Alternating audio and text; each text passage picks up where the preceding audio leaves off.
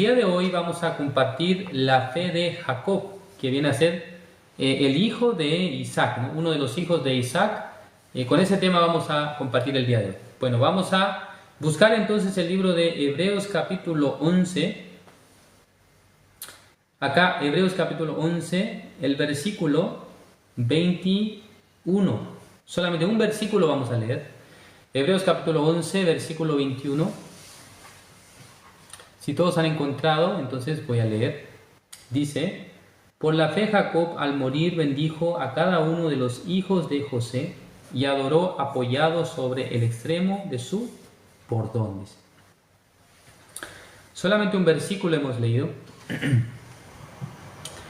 La Biblia es un libro extenso. Si nosotros nos ponemos a leer, tal vez en un día, en una semana, es un poco difícil terminar. A no ser de que ustedes dediquen varias horas del día para poder leer la Biblia. Entonces no es tan fácil para completar, ¿no?, el texto. Si usted dedica un tiempo determinado durante cada día, creo que podrá leer la Biblia. Así el pastor Oxupar también nos ha dicho, ¿no? Él tuvo la práctica de leer bastante la Biblia. Cuando nosotros conocemos la misión Buenas Nuevas, una de las cosas que nos sugiere la iglesia es que partamos siempre leyendo el Nuevo Testamento. Esto por lo menos es la experiencia que yo he tenido desde el libro de San Mateo, leyendo una vez, 2 veces, 3 veces, 4 veces. Hay momentos en los que yo leía, pero no había nada que podía comprender. Realmente era muy difícil para entender algunos vocabularios, también la historia, qué es lo que Jesús quiere decir, o por qué habló acerca de este tema. Entonces algunos puntos que para mí eran muy desconocidos, muy lejanos según mi entendimiento, porque nunca tuve una cultura de lectura, tampoco, menos he tenido la cultura de la lectura bíblica. Entonces para mí al principio ha sido solo leer y leer, y entonces mientras leía la Biblia, a veces en mi corazón llegaba alguna promesa, alguna palabra. Entonces cada vez que Dios me daba la promesa, como yo no quería rayar la primera Biblia que tuve, ¿no? Tuve este corazón, no voy a hacerle ninguna raya, ni subrayarla, nada.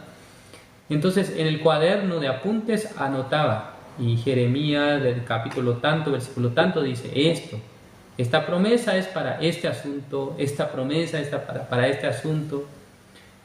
Y así yo al principio estaba practicando la lectura bíblica, es decir que podía percibir que la Escritura está lleno de promesas para nosotros, ¿no? La primera Biblia que yo tuve se llamaba la Santa Biblia, edición Promesas. Entonces todas las promesas de la Biblia aparecían, como con como subrayado, ¿no? Con el fondo de color gris, ¿no? Es decir que se notaba el versículo porque tenía un fondo de color gris, con la letra negra el fondo era gris, ¿no? El versículo, una especie como de rectángulo, ¿no? Y existe, ¿no?, esa edición, la Biblia se llama edición Promesas. Entonces yo a veces miraba, son muy hermosas las promesas de Dios, ¿no? Es decir que cada vez que nosotros leemos la Biblia, podemos encontrar la palabra que Dios quiere darnos, ¿no? O la palabra que Dios quiere, con la cual quiere darnos esperanza, o a veces con la cual nos quiere dar el entendimiento, ¿no? Entonces a veces también estamos en una situación en la que por más que leemos la Biblia, no hay nada que llega como revelación, ¿no? A veces ustedes pueden leer la Biblia durante 1 hora, pero pareciera que no llega nada, ¿no? A veces esto ocurre cuando están muy, pensativos, ¿no? Alguna persona, aunque está leyendo, pero está pensando muchas cosas, es difícil, ¿no?, para concentrarse en la lectura. Pero si una persona en un momento de silencio, de tranquilidad, puede sentarse y leyendo la Biblia, creo que será de gran bendición. En el Campamento Mundial de Paraguay, el pastor Oxupar estaba aconsejando a todos los oyentes: lea la Biblia, dice, ¿no? Porque si lee la Biblia, entonces su corazón se acercará con Dios. Y luego su corazón cambiará, porque la palabra de Dios está llena de esperanza, llena de promesas. ¿Sí? Entonces nosotros a veces, por tanta actividad, por estar tan ocupados en las cosas, en las cosas personales, ya sea en sus trabajos, en sus estudios, a veces nosotros dejamos de lado, ¿no?, la lectura. Entonces esto realmente a nosotros nos trae un gran perjuicio, ¿no? Es decir, que nos hace sentir mucha dificultad, a veces no podemos sentir felicidad, gozo, esperanza, sino que estamos llenos de pensamientos negativos. Esto también en la vida de los cristianos muchas veces ocurre. Por lo tanto, me parece que para nosotros lo más valioso, lo más valioso que un creyente puede tener en esta época, digamos, aparte, ¿no?, de la de Jesucristo, es la Biblia, ¿no?, es la palabra, porque por la palabra ustedes pueden llegar a experimentar muchas veces la fe, ¿no? O sea, pueden llegar a ver en sus vidas la obra de Dios. ¿Sí? Entonces, en esta tarde yo quiero compartir con el tema la fe de Jacob. Primero vamos a identificar quién es Jacob, ¿no? Ya lo he dicho al principio, es el hijo de Isaac, ¿no? Porque Isaac tuvo dos hijos, uno se llama Esaú, que es el mayor, que era el hombre que era velloso, ¿no? Es decir, que tenía mucho vello en su cuerpo. Y el otro, Jacob, es lampiño, dice. ¿Sí? Es decir, lampiño quiere decir que no tiene mucho pelo, ¿no? Entonces, este hombre llamado Jacob, en el estudio pasado vimos cómo su padre Isaac le bendijo, ¿no? Sin ver a su hijo, solamente él lo olió, o sea, estaba oliéndolo, diciendo que ese es el olor de mi hijo Esaú. Y luego palpándolo, esos son los brazos de mi hijo, el cuello de mi hijo Esaú, porque tiene mucho vello. Si fuera otra persona, entonces no tendría esa cantidad de pelo en su cuerpo. Pero en realidad era Jacob, que se había disfrazado de su hermano Esaú. ¿Sí? Eso la Biblia nos relata. Pero nos dice que esto ha sido la fe de Isaac. Y Isaac había tenido la fe para bendecir ¿a quién? A su hijo Jacob. Pero en realidad el que tiene que recibir la bendición es el mayor. Entonces Jacob era el menor entre dos, porque aunque eran gemelos, pero primero nació Esaú y luego nació Jacob. Y eso nos dice en el libro de Génesis, ¿no? Pero ya pasando el tiempo, ahora Jacob, siendo un hombre adulto, un hombre ya viejo, él tuvo sus hijos, ¿no? Jacob es quien tuvo 12 hijos, ¿no? 12 hijos, estas son las 12 tribus de Israel. Este Jacob es el que, da inicio a la herencia de la nación de Israel, ¿no? Es el patriarca, ¿no? Porque en el tiempo de Abraham, en el tiempo de Isaac, el concepto del pueblo de Israel todavía no se manejaba, pero desde Jacob, que luego a quien luego Dios cambia su nombre a Israel, viene a ser el patriarca de la nación de Israel. O sea, el patriarca de la nación judía que nosotros conocemos hoy en día. Entonces, acá el versículo 21 nos muestra o nos señala un antecedente de la vida de Jacob, ¿no? Porque en la Biblia aparecen muchos elementos, historias de la vida de Jacob, cómo él procedió, cómo él había luchado con el ángel, ¿no? Cómo había visto a los ángeles subir, dice, una escalera. Pero acá qué interesante, en este versículo 21 nos da a entender o nos describe una situación particular. ¿Qué situación es? El versículo 21 dice, por la fe Jacob al morir, dice. O sea, al morir es decir que estaba estaba a punto de morir, bendijo a cada uno de los hijos de José. Y esto nos muestra la escena de Jacob cuando estaba precisamente en la tierra de Egipto, ¿no? Ya, los hermanos, si no recuerdan, entonces voy a hacer un resumen rápido. Porque la verdad es que Dios había permitido a Jacob 12 hijos, pero entre los hijos de Jacob había uno que se llama José, o que se llamaba José, que en cierta manera era un hijo preferido preferido de Jacob. Entonces sus hermanos tuvieron mucha envidia de José, ¿no? Entonces un día este José, que estaba relatando un sueño que él veía a unas espigas que se inclinaban ante él, y luego él estaba diciendo que todos sus hermanos estaban inclinados hacia él. Entonces los hermanos, escuchando acerca de este sueño que había tenido José, tenían mucho enojo. Este José, ¿qué se cree? ¿Por qué él se cree mejor que nosotros? Es un altanero, es un creído. Es porque es el mimado de nuestro padre.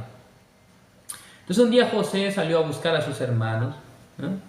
Y los hermanos planearon cómo nosotros nos podemos deshacer de este muchacho, nos es fastidioso. En ese momento, agarrando a José, al principio querían matarlo, pero luego uno de los hermanos dijo que no, ¿por qué lo tienen que matar? Vamos a dejarlo en este lugar y luego vamos a venderlo a los mercaderes, a los ismaelitas. Y luego pasó un grupo de ismaelitas y en ese momento ellos vendieron a José por 20 piezas de plata. Eso es el relato en términos muy generales, ¿no?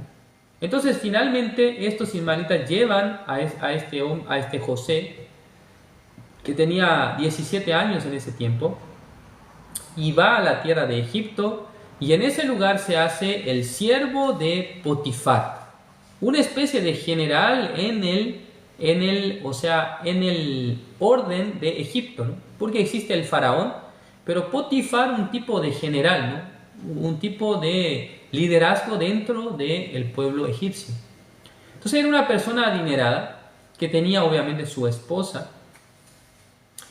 Entonces José, viviendo en ese lugar, estaba sirviendo con todo su corazón, estaba trabajando.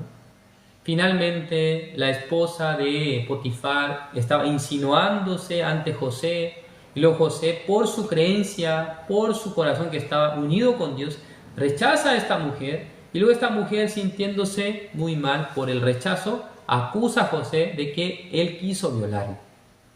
Finalmente José entra en la cárcel, ¿sí? Y luego en la cárcel llegan dos hombres que eran siervos del rey faraón, el copero y el panadero. Ellos estaban muy angustiados porque el rey los había puesto en la cárcel porque ellos habían delinquido. Entonces tuvieron un sueño en la noche, y el panadero tuvo un sueño, el copero tuvo un sueño, y luego cuando ellos hablaron con José, finalmente José interpretó para bien en el caso del copero, para mal en el caso del panadero. ¿Sí? No voy a entrar en detalle con ese tema. Entonces José finalmente se quedó en ese lugar y le pidió al copero, que fue el que salió absuelto, porque finalmente el panadero muere, le pide que por favor no se olvide de él. Pero el copero, después de salir de la cárcel, estaba muy contento de volver de ser restablecido a su puesto, y se olvidó de José. Y pasaron 2 años. ¿No es así? Pasaron 2 años y luego, digamos que el faraón empezó a tener un sueño, soñaba que unas vacas flacas y otras vacas gordas, y que luego las vacas flacas se comían a las vacas gordas, pero las vacas flacas se quedaban flacas. Entonces estaba muy preocupado el faraón y le pidió a todos los magos, a todos los hombres sabios de su pueblo, que pudieran interpretar este sueño, pero nadie lo interpretó. Finalmente, ya alguien se acordó de José. ¿Quién era? El copero. Y luego, acordándose José: Señor faraón, mi rey, cuando yo estuve en la cárcel por haber cometido pecado contra usted, un hombre en ese lugar había interpretado mi sueño y exactamente ocurrió como lo que él dijo. ¿Por qué no le busca a él? Y de esa manera usted podrá saber lo que significa su sueño. En ese momento mandaron a llamar a José, y luego José interpreta el sueño de faraón. Dice que 7 vacas gordas simboliza 7 años de abundancia, 7 vacas flacas, 7 años de escasez.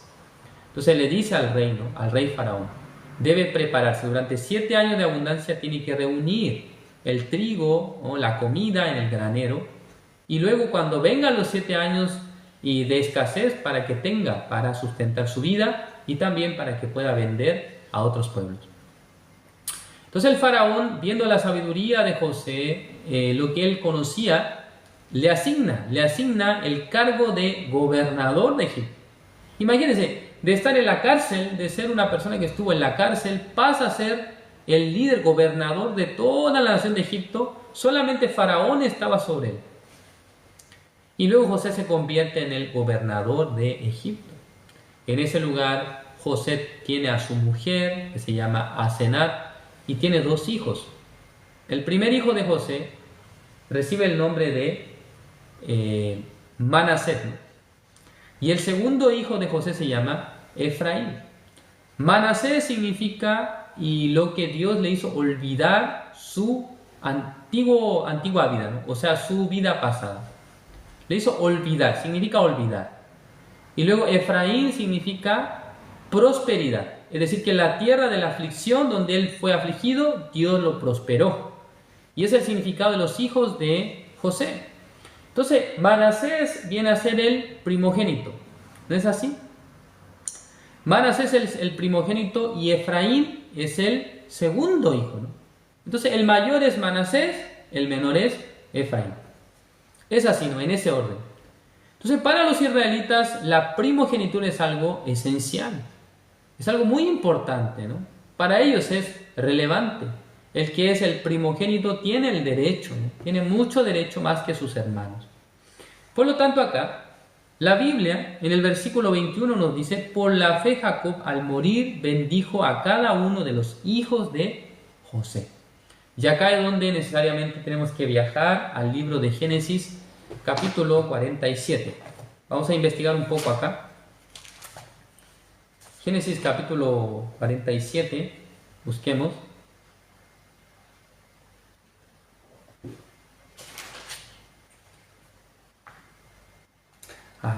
Génesis capítulo 48, vamos a ver. Génesis capítulo 48. Acá el versículo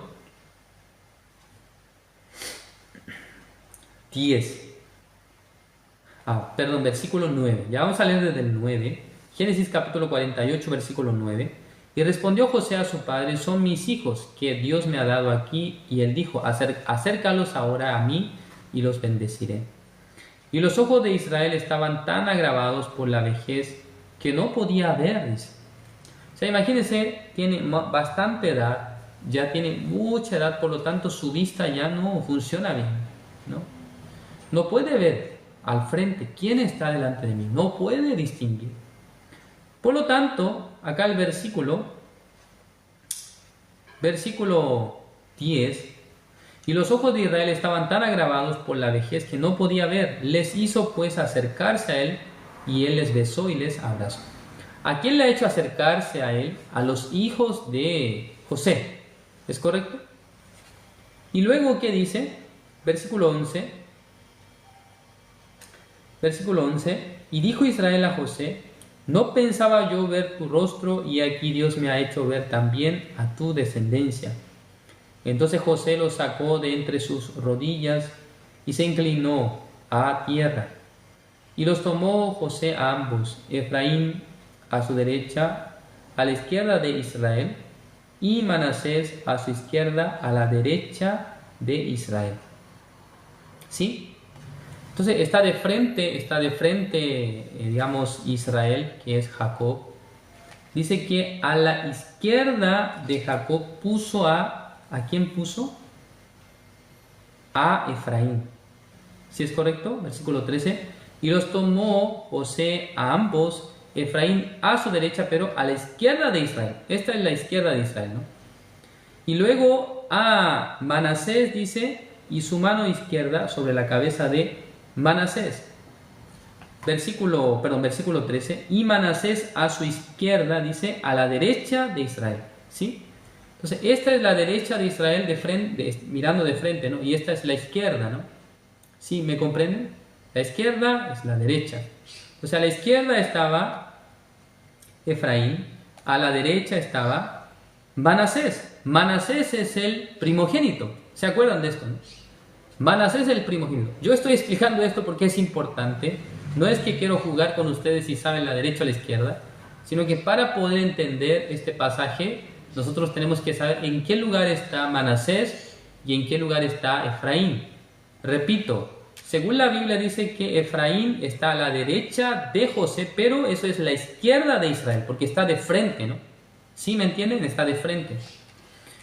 Y luego dice, y Manasés a su izquierda, a la derecha de Israel. ¿Sí, correcto? Y los acercó.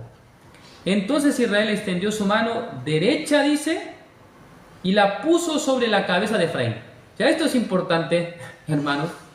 Ya, ¿quién estaba a la izquierda? Vamos a ver si están escuchando ustedes el estudio. ¿Quién estaba a la izquierda de Israel?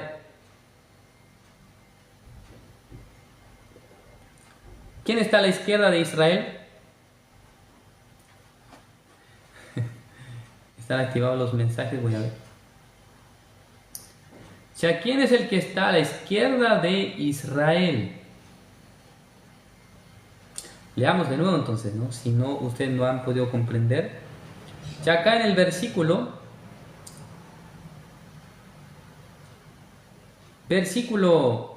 13, Manasés dice, ¿no? Y los tomó José ambos, Efraín a su derecha, a la izquierda de Israel. Ya, y Efraín está a la izquierda. ¿Ya? Ya, no se confundan. Cuando dice a la derecha, se refiere a la derecha de José, pero luego dice que es la izquierda de su padre. Recuerden que están de frente, ¿no? Están frente a frente. Entonces, el que está a la izquierda de Israel es Efraín, y el que está a la derecha de Israel es Manasés. ¿Entienden? Esta es la derecha, esta es la izquierda. Entonces, ¿qué es lo que hace Jacob?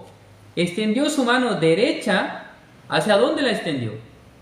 ¿Hacia quién? Hacia la cabeza de Efraín. ¿Dónde estaba Efraín en primer lugar?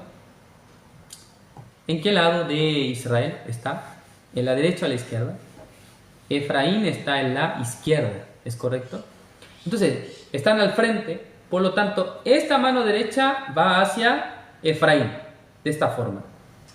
Pero la mano izquierda, el versículo 14 dice, y su mano izquierda sobre la cabeza de Manasés. Entonces, esto es lo que hace Jacob. ¿Entienden lo que estoy mostrando? Es decir, que cruza sus manos. Es algo muy incómodo, ¿no? ¿No les parece? Es incómodo, sería más fácil hacia el frente, poner la mano en la cabeza, la derecha en Manasés, y la mano izquierda en la cabeza de Efraín, porque ahí están puestos de frente, pero él cruza sus manos. Pum, pum. Y José no puede entender. ¿Y qué le pasa a mi padre? Dice, ¿por qué está haciendo eso? Está loco. Me parece que la vista le afectó. La edad le está haciendo mal. Porque él tenía que poner su mano derecha, que simboliza la mano para la bendición, en la cabeza de Manasés, que está a la derecha, de frente. Pero él no puso la mano en la cabeza de Manasés, la mano derecha, sino que la colocó en la cabeza de Efraín. Entonces, para eso él tenía que cruzar sus manos. O sea, José a propósito puso al primogénito a la derecha de su padre y al segundo hijo, Efraín, a la izquierda. Él a propósito lo hizo así, ¿no? Porque lo normal sería que hacia adelante él ponga sus manos, pero él las cruza. Veamos acá en el versículo 14. Entonces Israel extendió su mano derecha y la puso sobre la cabeza de Efraín, que era el menor, dice. Y su mano izquierda sobre la cabeza de Manasés, colocando así sus manos adrede, dice. Adrede quiere decir a propósito, ¿no? No fue un error, sino que a propósito. Aunque Manasés era el primogénito, o sea, tenía que poner la mano derecha en la cabeza de Manasés, pero puso la mano izquierda en la mano de Manasés. ¿Todos entienden lo que estoy hablando o no? Voy a tomar agua un poco. Todos comprenden lo que estoy diciendo, ¿no? Entonces, qué interesante es la Biblia, porque el versículo 15, y bendijo a José, diciendo, el Dios en cuya presencia anduvieron mis padres Abraham e Isaac, el Dios que me mantiene desde que yo soy hasta este día, el ángel que me liberta de todo mal, bendiga a estos jóvenes, dice, y sea perpetuado en ellos mi nombre y el nombre de mis padres Abraham e Isaac, y multiplíquense en gran manera en medio de la tierra.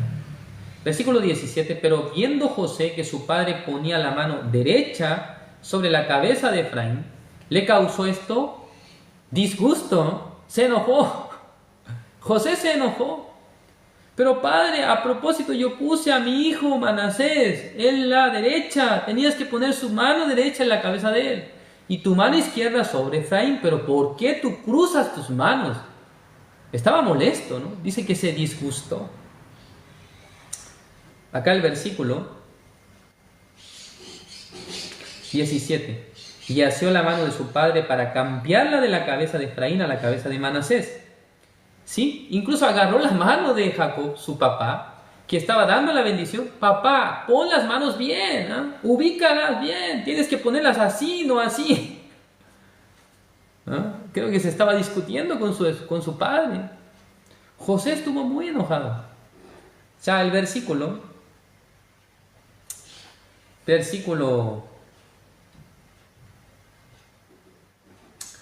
vamos a ver acá. Versículo 18. Y dijo José a su padre: no así, padre mío, porque este es el primogénito, pon tu mano derecha sobre su cabeza. 19. Mas su padre no quiso y dijo: lo sé, hijo mío. ¿Sí? O sea, Jacob, ¿no? Tenía conocimiento de quién es el mayor.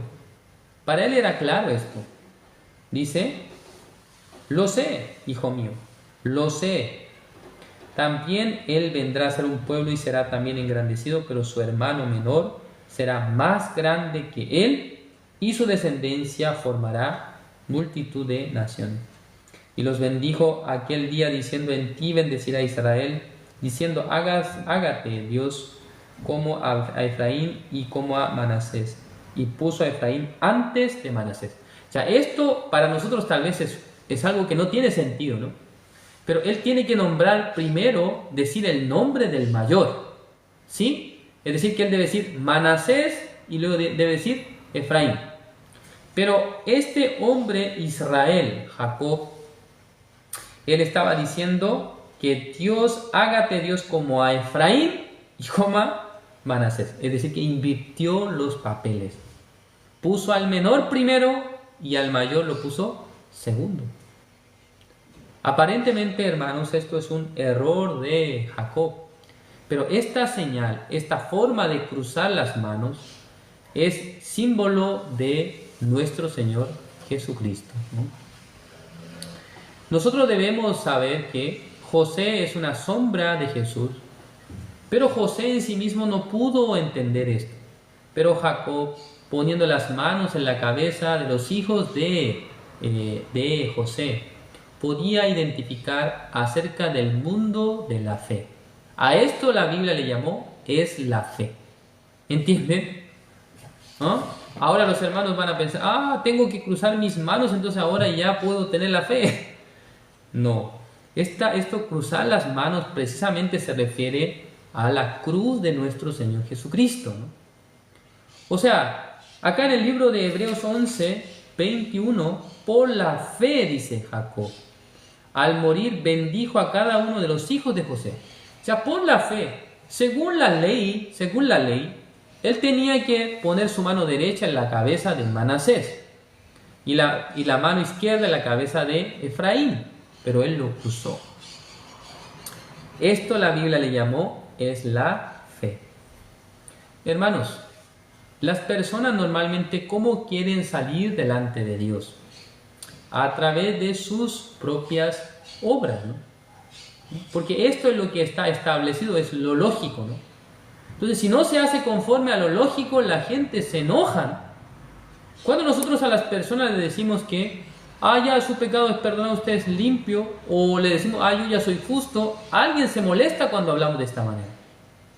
Porque no cabe en su cabeza: ¿cómo puedes decir que no tienes pecado? ¿Acaso tú no pecas? ¿Acaso eres un santurrón que nunca hace nada? ¿Eres como un ángel? Así, alguien puede hablar así. Entonces alguien no puede comprender por qué en su mente él solamente acepta esta forma, ¿no? Pero no puede aceptar cuando esto cambia, ¿no? Cuando va en contra de lo normal o en contra de lo común. ¿Sí entienden? Entonces la fe es algo que va en contra de la razón que es algo común en las personas. Entonces la fe va en contra de mi punto de vista. La fe va en contra de lo que nosotros realmente, de lo que ya está establecido. Por esa razón, cuando nosotros vemos en el libro de Génesis, aparece la creación. En el quinto día hay dos animales, hay dos tipos de animales que son creados. ¿Ustedes saben qué animales fueron creados en el quinto día de la creación? Por una parte, los peces. Y por otra parte, ¿quién? Las aves. Entonces, ¿qué simbolizan los peces?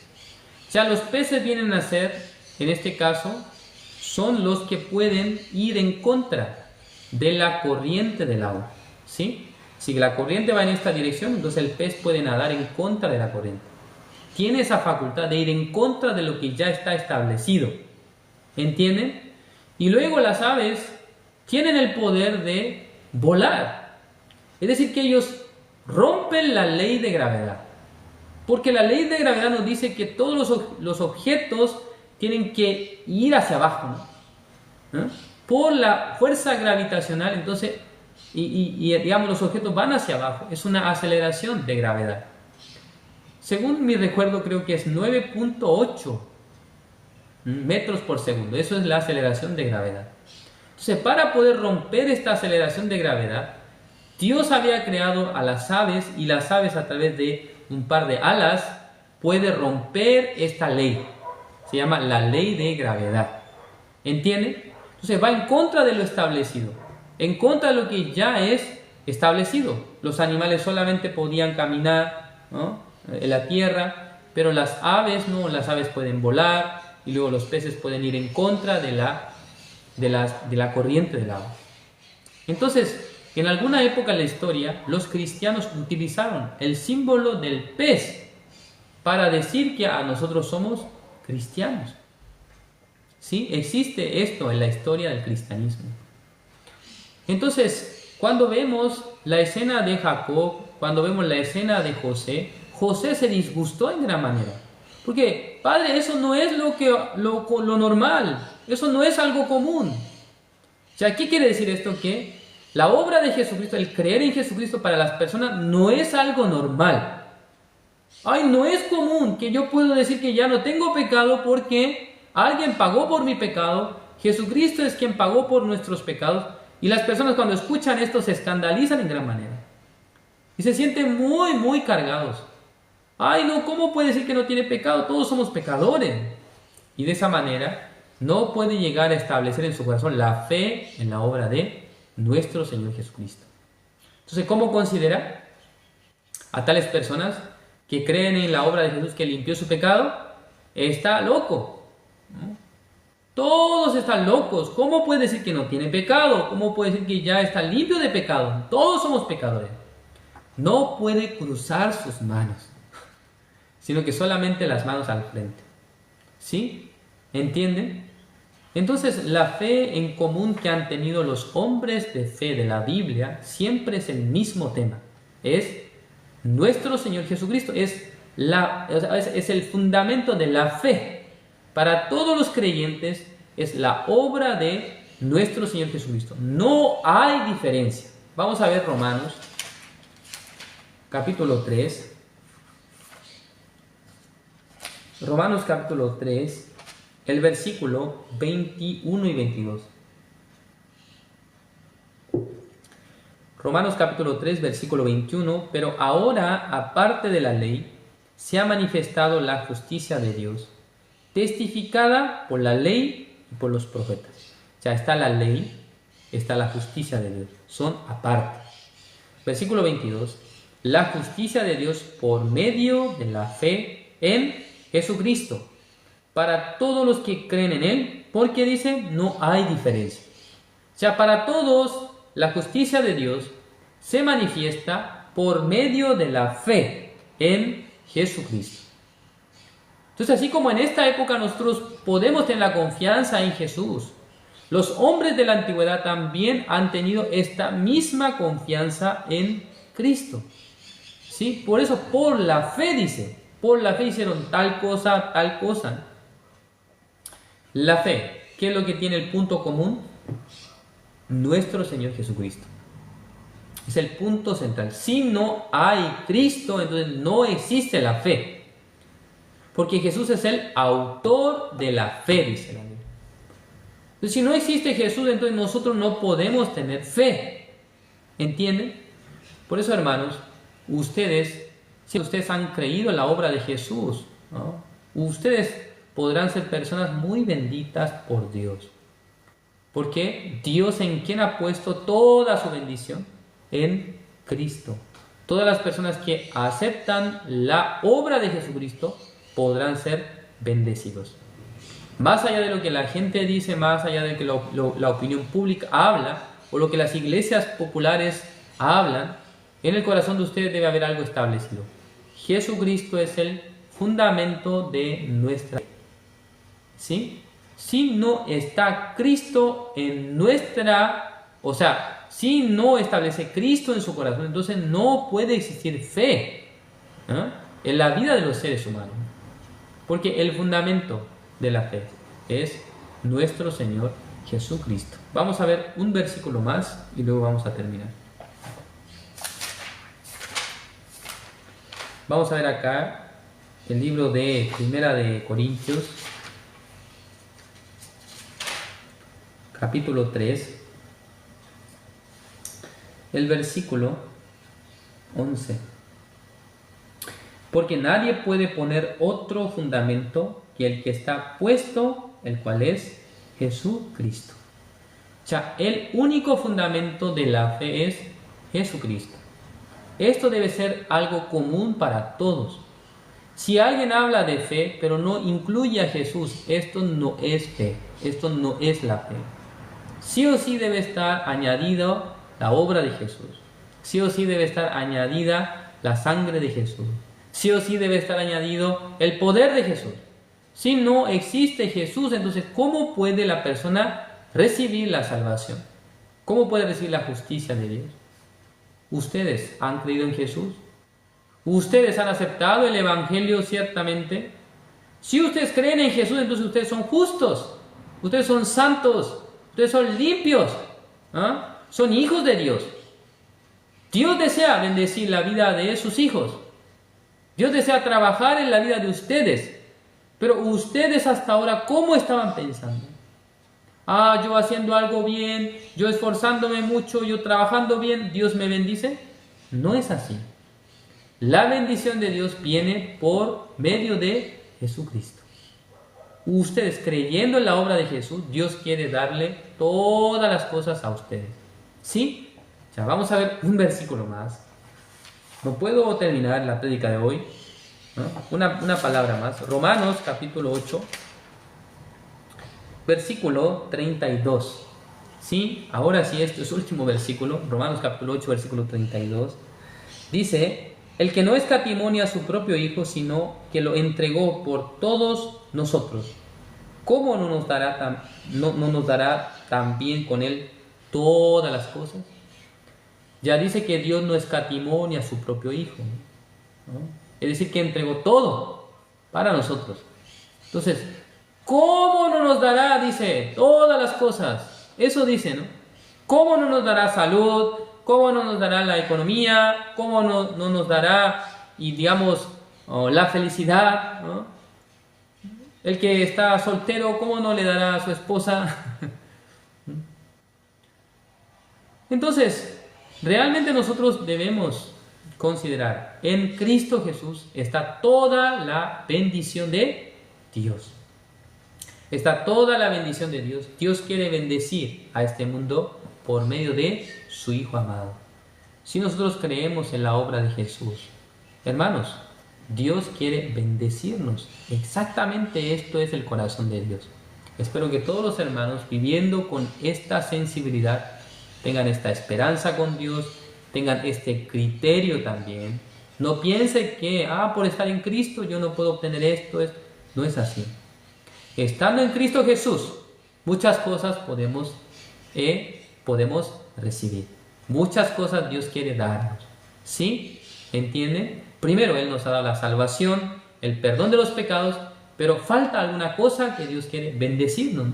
Que Dios quiere trabajar en sus vidas, que Dios quiere darle a ustedes solamente por el hecho de creer en Cristo Jesús y permaneciendo en Cristo Jesús, Dios quiere bendecirles en gran manera.